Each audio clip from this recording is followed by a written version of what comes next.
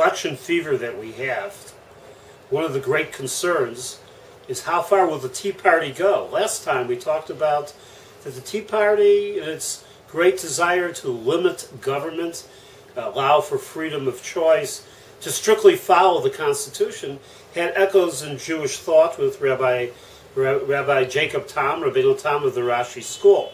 And we discussed that in length and made the case for it.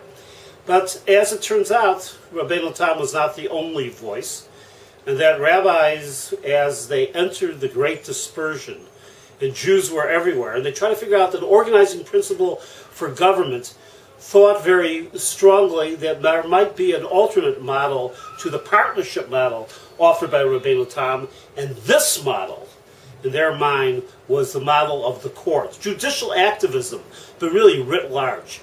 It wasn't just a court would be active, a court that was part of a community, or a court that was set up in order to judge the community and to function for the community. But actually the notion became that the community itself had a power of a court. Now within the Talmud, court has a lot of power. And here the rabbis expanded this power. It has the power to legislate, make takanot, make all sorts of decrees that could be for the public good. It could also go in the direction of expanding the notion of public need. Rabbeinu Tam was very strict. Only according to the Constitution, according to what the Talmud said, was public need to be defined. And there was defined by such things as need for a wall around the city, protection, or the need for the community to be taxed in order to have a Sefer Torah, to have a Torah scroll. But now public need was defined in terms of taxes and welfare stations for the poor and for widows. It was in order to expand public need to be in every possible part of Jewish life as a whole.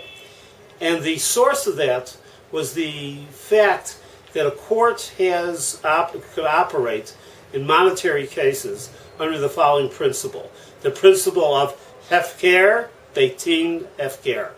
That whatever the court decided was ownerless, hefker, was indeed ownerless.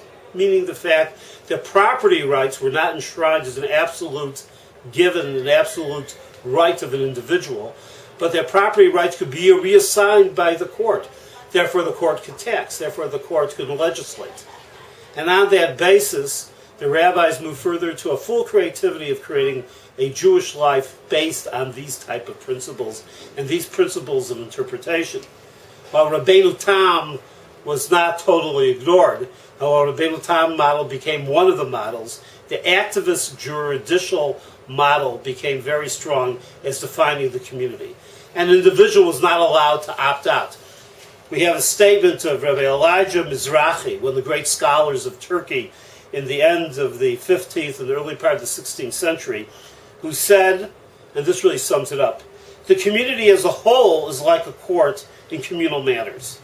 They are like judges who assemble in court, and they are not free to leave, although they have difference of opinion. It means they have to stay and argue it out. And whether they think something is innocent or guilty, or pure or impure, they are counted, and everyone must follow the majority decision. That's written in our Holy Torah.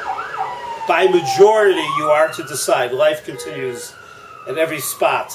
By majority you are to decide.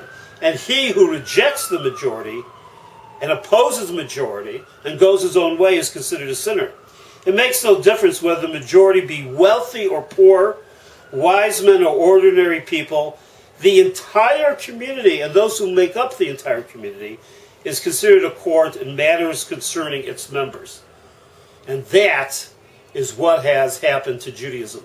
We have two models. We have the Tea Party model, Rabbeinu Tam, a limited government, and we have the activist juridical model that most of the great authorities followed, in which interpretation followed, in which government increased, but the government was really by the people and for the people. It was by the Constitution, which was by the Talmud, which was understood as a living document that could be added to throughout the generations. And this is what we really have elections about. How do we understand our government? Thank you, and we will welcome you back to Stender Thoughts soon.